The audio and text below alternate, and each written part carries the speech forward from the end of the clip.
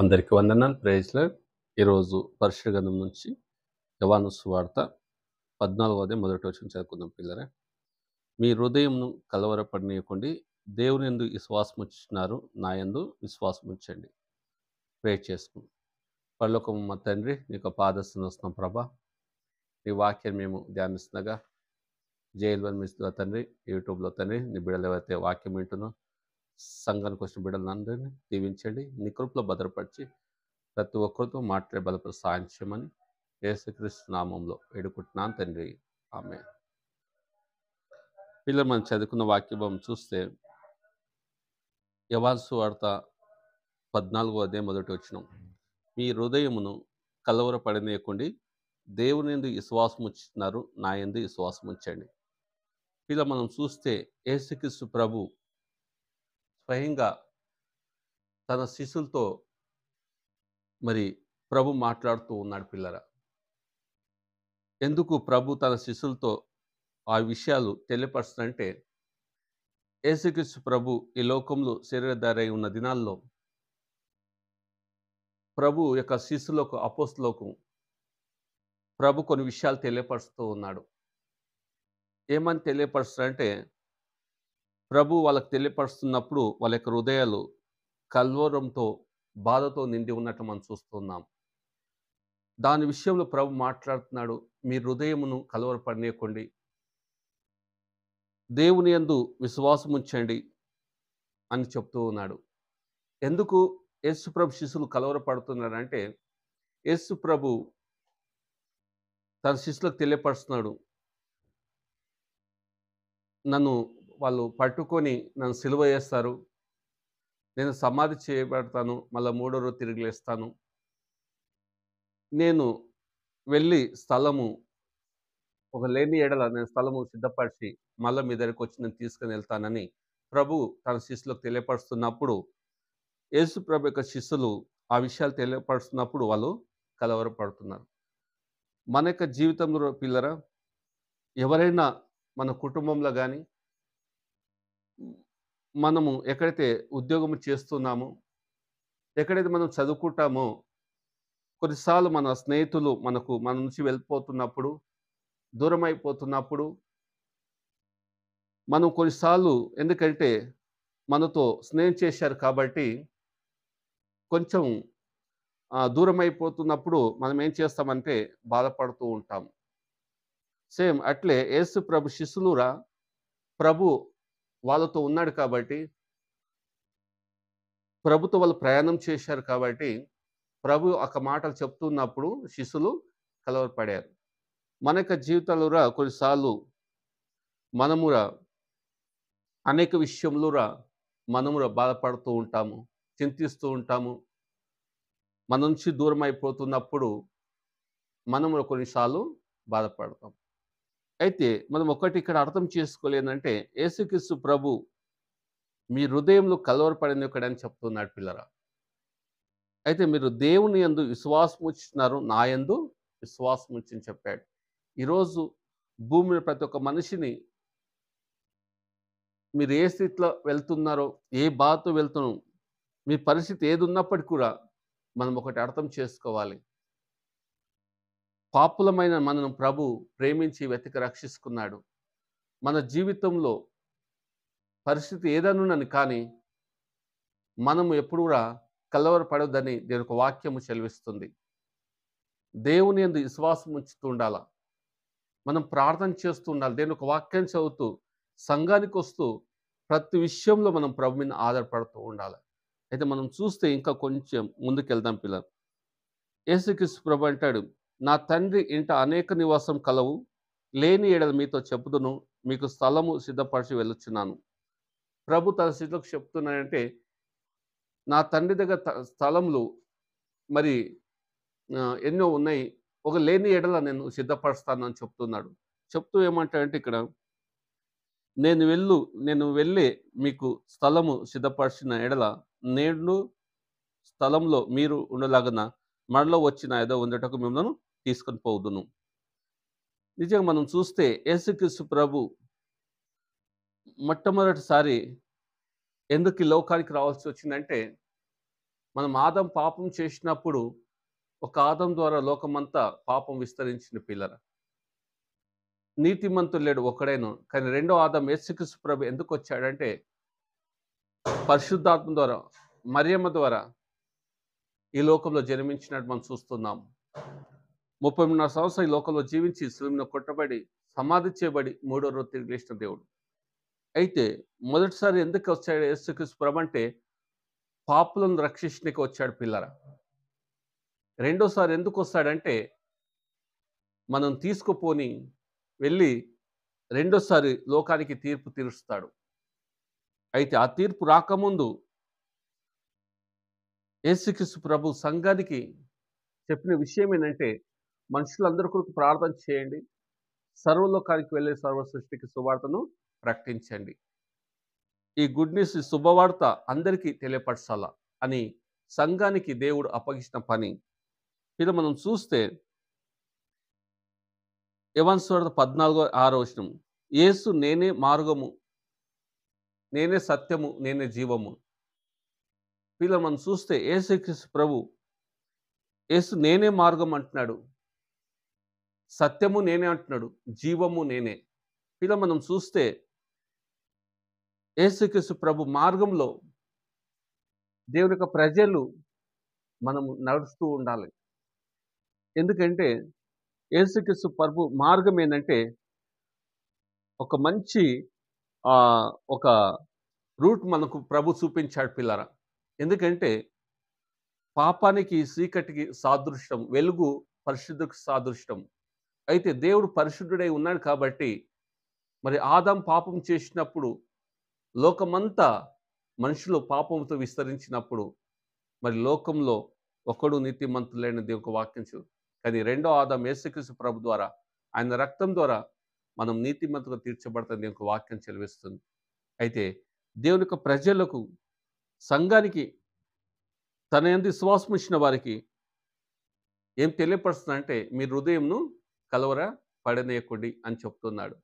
ఇలా మన యొక్క జీవితంలో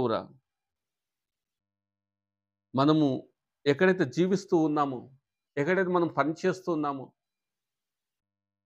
మనం వెళ్తున్న ప్రతి స్థలంలో మనకెంతో ఇబ్బంది కలిగి ఉండొచ్చు. కానీ దేవుని యొక్క ప్రజలకు దేవుని యొక్క వాక్యము, అందుకే వాక్యము మనం ఏం చేస్తుంటే బ్రతికిస్తారు పిల్లరా. అందుకే యేసు నేనే మార్గం అని చెప్తున్నాడు, నేనే సత్యం, నేనే జీవము, నా ద్వారా తప్ప ఎవరు తండ్రి వద్దకి రారు అని చెప్తున్నాడు. ఈరోజు మన యొక్క జీవితంలో యేసుక్రీస్తు ప్రభు అన్నిటికన్నా ముఖ్యంగా గొప్ప రక్షణ మనకు అనుగ్రహించాడు. పాపులమైన మనను ప్రభు ప్రేమించి వెతికి రక్షించుకున్నాడు. ఆ చీకటిని దేవుడు వెలుగు నడిపించాడు. దేవుడు పరిశుద్ధుడనుక మీరు పరిశుద్ధి కలిగి జీవించని చెప్పాడు. అయితే యేసు నేనే మార్గంలో, నేనే సత్యము, జీవము, నా ద్వారా తప్ప ఎవడు తండ్రి వద్దకు రారు అని చెప్తున్నాడు. నిజంగా మన యొక్క జీవితంలో యోహాను సువార్త 14:12 చదువుతాం పిల్ల. నేను తండ్రి వద్దకు వెళ్ళుచున్నాను గనక నేను చేయి క్రియలు నా యందు విశ్వాసం ఉంచేవాడు చేయను, వాటికంటే మరి గొప్ప అతడు చేయనని మీతో నిశ్చయముగా చెప్తున్నాను. ఇలా మనం చూస్తే దేవుడు తన ప్రజలకు అధికారం ఇచ్చాడు. నేను చేయి క్రియల కన్నా మీరు నాకన్నా ఎక్కువ గొప్ప కార్యాలు మీరు చేస్తారని చెప్పారు. దేవుడు ఆ అధికారం మనకు అనుగ్రహించాడు. నిజం మనం ఎప్పుడు గుర్తించాలి, దేవునికున్న అధికారము దేవుడు నాకు అనుగ్రహించాడు. లోకంలో పరిస్థితి ఏదైనా ఉన్నని నేను ప్రేర్ చేసుకుంటా, వాక్యం సంఘానికి వస్తాను, ప్రతి విషయం మీద దేవుడు నాకు అధికారం ఇచ్చాడు. అందుకే యేసుక్రీస్తు ప్రభు అంటాడు, సాతాన్ని మీరు కాళ్ళ కింద చిత్తుకొనొక్కండి అని చెప్పాడు. యాకోబు అంటాడు, దేవునికి లోబడని అపవాదిని ఎదిరించని చెప్పాడు. అందుకే దేవుడు అంటాడు, నేను ఎప్పుడు ఎడవని వాగ్దానం ఇచ్చాడు. ఇంత గొప్ప దేవుడు మనము కలిగి ఉన్నాం పిల్లలు. అయితే యేసుక్రీస్తు ప్రభు ఈ విషయాలు శిష్యులకు తెలియపరుస్తూ ఉన్నప్పుడు వాళ్ళు కలవరంతో, బాధతో నిండి ఉన్నారు పిల్లరా. అయితే యేసు ప్రభు శిష్యులకు తెలియపరుస్తాడంటే మీ హృదయమును కలవరపడనీయకండి. దేవుని యందు విశ్వాసం ఉంచుతున్నారు, నా యందు మీరు విశ్వాసం ఉంచండి. పిల్లరా, మన యొక్క జీవితంలో పరిస్థితి ఏదన్నా ఉన్నా మనము కొన్నిసార్లు బాధపడుతూ ఉంటాం, కుమిలిపోతూ ఉంటాం. ఎందుకు నా పరిస్థితి ఇలా ఉన్నదని మనం ఆలోచించేస్తాం. అయితే మనకి జీవితానికి చాలిన దేవుడు ఉన్నాడు పిల్లరా. అందుకే యేసుక్రీస్తు ప్రభు మనం చూస్తే మత్తయి 11:28లో ప్రయాసపడి భారం మోసుకుపోయిన సమస్త జనుల నా యొద్దకు రండి. పిల్లరా, దేవుడు భూమి మీద ప్రతి ఒక్క మనిషిని దేవుడు ప్రేమిస్తూ ఉన్నాడు. ప్రతి ఒక్క మనిషిని దేవుడు పిలుస్తూ ఉన్నాడు. ప్రయాసపడి భారం మోసుకుపోయిన సమస్త జనులారా నా యొద్దకు రండి. నేను మీకు విశ్రాంతి కలుగజేస్తానని చెప్తున్నాడు. ఈరోజు భూమి మీద మనుషులకు ఎంతో మందికి శాంతి లేదు. సమాధానం లేదు. ఎంతో కలవరంతో మనుషులు జీవిస్తున్నారు. మరి దీనంతటికి కారణము మనకు సమాధానం ఎవరిస్తారు? శాంతి ఎవరిస్తారు? మన జీవితాల్లో ఎవరు కడతారంటే ఓన్లీ యేసుక్రీస్తు ప్రభు. ప్రభు దగ్గరికి మనం వచ్చినప్పుడు, మన జీవితాలు ఆయన హస్తంలో ఆయనకు అప్పగించినప్పుడు, ఆయన మన జీవితాలను బాగు చేస్తాడు. అందుకే యేసుక్రీస్తు ప్రభు అంటాడు, నమ్ముట సమస్తము సాధ్యమని చెప్పాడు. ఎవరెవరు నమ్మి ప్రార్థిస్తారో, విశ్వసిస్తారో, ప్రభు దగ్గరికి వస్తారో, ప్రభు వాళ్ళ యొక్క పాపంలో క్షమించి, వాళ్ళని పరిశుద్ధపరిచి, వాళ్ళ యొక్క జీవితాలను దేవుడు పిల్లరా తీర్చిదిద్ది ఆయన నడిపిస్తాడు. అంత గొప్ప దేవుడు మనం కలిగి ఉన్నాం. ఈరోజు సేవకులైనా సరే, విశ్వాసులైనా సరే, లోకంలో ఏ మనిషి అయినా సరే, ఈరోజు ఏ భేదం లేదు. అందరూ పాపము చేసి దేవుడి మహిమను పొందలేకపోతున్నారు. ఏ భేదం లేదు పిల్లరా. అందరూ పాపం చేశారు. అయితే ప్రతి మనిషి కోసము, మానవులందరి పాపముల కోసం ఆయన ఒక దేవుడై ఉండి ఒక మనిషికి ఈ లోకానికి వచ్చి ఆయన సిలువలో కొట్టబడాడు. సమాధి చేయబడి మూడో రోజు తిరిగి లేచిన దేవుడు. యేసుక్రీస్తు ప్రభు మొట్టమొదటిసారి ఎందుకు వచ్చాడంటే పాపులను రక్షించడానికి వచ్చాడు. రెండోసారి లోకానికి ఎందుకు వస్తాడంటే తీర్పు దీనికి వస్తాడు పిల్లరా. ఆయన పెళ్లి కుమారుడు. మన పెళ్లి కుమార్తెను మనం సిద్ధపడి ఉండాలా పిల్లరా. దేవుడు మన అవసరం తీరుస్తాడు. కానీ అన్నిటికన్నా ముఖ్యంగా ఒకవేళ మీకు రక్షణ లేకపోతే యేసు ప్రభు నేను పాపినయ్యా, నా పాపంలో కోసం మీ సిలువలో కొట్టబడారు. మీరు సమాధి చేయబడి మూడో రోజు తిరిగి లేచిన దేవుడు. యేసు ప్రభు నేను పాపము చేశాను, నా పాపం ఒప్పుకుంటున్నాను, నన్ను క్షమించని ఎవరైతే ప్రార్థన చేస్తారో వాళ్ళు రక్షింపడతారని బైబిల్ చెప్తుంది పిల్లలు. ఈరోజు మీ పరిస్థితి ఏదైనప్పటికీ కూడా మీరు ఏ పరిస్థితులు ఉన్నారో అవన్నిటిలో మీరు ప్రభు దగ్గరికి తీసుకొని వచ్చి మీరు ప్రార్థన చేసినప్పుడు ప్రభు మీ యొక్క జీవితాలను బాగు చేస్తాడు పిల్లలు. అంతేకాకుండా గొప్ప రక్షణ ఆయన మీకు అనుగ్రహిస్తాడు.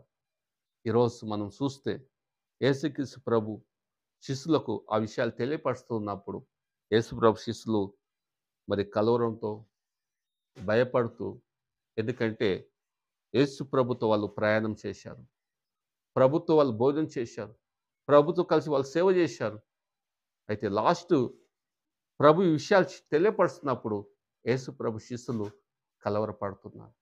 చూడండి, ఎవరైనా మనతో చదువుకున్న ఎక్కడైతే మనం చదువుకుంటామో, మరి 10th క్లాస్లో చదువుకున్నప్పుడు మరి 10th క్లాసు మరి ఎగ్జామ్ అయిపోగానే మనం స్కూల్ వదిలేసి వెళ్తున్నప్పుడు, అరే నేను సార్ని మరి వీళ్ళందరినీ ఇసిపెట్టి వెళ్తున్నాను చెప్పేసి మనం బాధపడతాం, వాళ్ళు బాధపడతారు.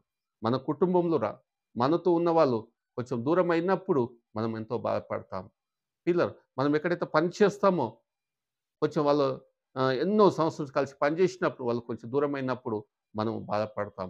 సేమ్ అట్లే యేసుక్రీస్తు ప్రభు శిష్యులు యేసు ప్రభుతో ప్రయాణం చేశారు. శిష్యులు ఆయన ప్రభుతో సేవ చేశారు, ప్రభుతో కలిసి భోజనం చేశారు. అయితే ప్రభు ఒక సమయం వచ్చినప్పుడు వాళ్ళందరిని కూర్చునిపెట్టి తెలియపరుస్తున్నాడు. అపోస్తులకు యేసు శిష్యులకు తెలియపరుస్తున్నాడు. ఏమని తెలియపరుస్తుందంటే, ఈరోజు నన్ను వాళ్ళు పట్టుకొని నన్ను సిలువ వేస్తారు, నేను సమాధి చేయబడతాను, నేను తిరిగి లేస్తాను, నేను తిరిగి లేచినాక నేను తండ్రి దగ్గరికి వెళ్తాను, అక్కడ స్థలం లేకపోతే స్థలం సిద్ధపరిచి మరి మీ దగ్గరికి వస్తాను, నేను మళ్ళీ మిమ్మల్ని తీసుకొని వెళ్తాను అని చెప్తూ ఉన్నప్పుడు యేసు ప్రభు శిష్యులు కలవరపడుతున్నారు. ఈరోజు మన యొక్క జీవితంలో ఎవరైనా పరిస్థితులను బట్టి కుటుంబాలను బట్టి అని మనము వాళ్ళ కలవరపడితే, బాధపడితే మన జీవితాలకు చాలిన దేవుడు యేసుక్రీస్తు ప్రభు మనకున్నాడు. యేసు నేనే మార్గము, నేనే సత్యము, నేనే జీవము. పిల్లరా, యేసు ప్రభు ప్రేమను తెలుసుకున్న ప్రతి ఒక్కరూ మీ హృదయమును కలవరపడనీయకండి. దేవుని యందు విశ్వాసం ఉంచుతున్నారు. నా యందు మీరు విశ్వాసం ఉంచండి. మనకు చాలిన దేవుడు పిల్లరా. ఈరోజు ఎవరైనా నన్నెవరు ప్రేమించే వాళ్ళు లేరు. నాకు సహాయం చేసేవాళ్ళు లేరు. అరే నేను నాతో ఇన్ని సంవత్సరం ఉండి ఈయన ఆహ్, ఆహ్, డివైడ్ అంటే దూరం అయిపోతున్నాడని మనం ఎన్నో సార్లు బాధపడినప్పటికి కూడా మనతో ఈ లోకంలో మనుషులు మనతో ఉండొచ్చు, ఉండకపోవచ్చు. కానీ ప్రభు మనల్ని అనాథగా వదలడు పిల్లరా. అందుకే పరిశుద్ధాత్మ దేవుడు అన్నాడు, నేను మీకు ఆదరణకర్తను పంపిస్తాను అని చెప్పాడు. పిల్లరా, మనకు దేవుడు ఆదరణకర్తను పరిశుద్ధాత్మను పంపించాడు. ఇప్పుడు మనం ఒంటరిగా లేం, అనాథగా లేం. దేవుని పరిశుద్ధాత్మ ద్వారా మనను ప్రభు నడిపిస్తాడు. పిల్లరా, అంత గొప్ప దేవుడు కలిగి ఉన్నాము. ఎప్పుడు మన యొక్క జీవితంలో పరిస్థితి ఏదైనా మనం ఎప్పుడు గుర్తు చేసుకోవాలి ఏంటంటే, యేసు ప్రభు పాపులనైన నన్ను ప్రభు ప్రేమించాడు. నన్ను రక్షించుకున్నాడు. నా పాపాలు క్షమించాడు. నా పేరు ఆయన జీవంగా రాసుకున్నాడు. నాకిచ్చిన పనిని నమ్మకంగా చేసుకుంటాను. అది ఉద్యోగం గాని, వ్యాపారం గాని, బిజినెస్ గాని, సేవ గాని అన్నిటికన్నా గొప్ప విషయం ఏంటంటే, నా ప్రభు నాకొక రక్షణ ఇచ్చాడు. ఆయన వాక్యాన్ని ఇచ్చిన సేవకులను ఇచ్చాడు. నా అవసరతలు నా ప్రభు నాకు సాయం చేస్తాడని ఎవరైతే ప్రార్థన చేసుకొని, వాక్యం చదువుకొని, నమ్మకం, విశ్వాసంతో దేవుడి మీద ఎప్పుడైతే ఆధారపడతామో, దేవుడు ఖచ్చితంగా మనకు సహాయము చేస్తాడు పిల్లలు. అందుకే యేసుక్రీస్తు ప్రభు మీ హృదయంలో కలవరపడనీయకండి. దేవుని నుండి విశ్వాసం ఉంచుతున్నారు. నా యందు మీరు విశ్వాసం ఉంచండి. పిల్లలు, దేవుని యొక్క ప్రజలు ఎప్పుడు మర్చిపోదు. మనం ఎప్పుడు ప్రభు మీద విశ్వాసం ఉంచి, ఆయన వాక్యాన్ని నమ్ముతూ, మనం ప్రభు మీద ఆధారపడినప్పుడు, ప్రభు ఖచ్చితంగా మనల్ని ధైర్యపరిచి ఆయన నడిపిస్తాడు. పిల్లలు, కళ్ళు మూసుకొని మనం ప్రేయర్ చేసుకుందాం. పరలోకము మా తండ్రి, నీకు పాదస్థానం వస్తాం ప్రభువా. జైలు మిస్లో తండ్రి, సంఘానికి వచ్చి బిడ్డలందరిని దీవించండి. నీ కృపలో భద్రపరచండి. నాయన ఈ లోకంలో నీ బిడ్డలు ప్రభువా, వాళ్ళు ఏ పరిస్థితులు ఉందని నాకు తెలియదు, కానీ మీరు సహాయం చేస్తారని మాత్రం నేను నమ్ముచున్నాను తండ్రి. మీ హృదయం కలవరపడనీయకండి. నా యందు విశ్వాసం ఉంచండి చెప్పావు తండ్రి. నాయనా, ఇంత గొప్ప దేవుడు మాకు ఉన్నందుకు నీకు నా చెల్లిస్తూ, వచ్చిన బిడ్డలందరినీ దీవించండి. నీ కృపలో భద్రపరచండి. నాయనా, ఇంకెవరికైతే రక్షణ లేదో రక్షణ అనుగ్రహించండి. నిజమైన దేవుడు యేసుని తెలుసుకొని మారు మనసు పొంది సంఘం ఏంటో వాళ్ళు బాప్తించుకొని వాళ్ళ రక్షణగా సహాయం చేయండి. కృప చూపించండి. మా దేశాన్ని, మా దేశ ప్రజలను అందరిని జ్ఞాపకం చేసుకోండి ప్రభా. అధికారులను జ్ఞాపకం చేసుకోండి. మనుషులందరినీ జ్ఞాపకం చేసుకోండి. నాయనా, నీ ప్రేమను ప్రతి ఒక్కరు తెలుసుకొని రక్షణగా సహాయం చేయండి. సరే ప్రభా, నాయనా, ప్రతి ఒక్కరిని దీవించండి. నీ కృపలో భద్రపరిచి మీరు సహాయం చేయమని యేసుక్రీస్తు నామములో వేడుకుంటున్నాను తండ్రి. ఆమేన్. ఆమేన్. పిల్లరా, వ్యక్తిగతంగా ప్రార్థన చేసుకోండి ప్రతిరోజు. రెండోది, దేవుని యొక్క వాక్యాన్ని ప్రతిరోజు చదవండి.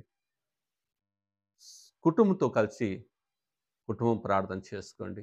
అంతేకాకుండా మన అవసరతలు మనం ప్రభు మీద ఆధారపడినప్పుడు ప్రభు మనకు ఖచ్చితంగా సహాయం చేస్తాడు. పిల్లరా, అందరికీ వందనాలు. ప్రైజ్‌లార్డ్. Thank you.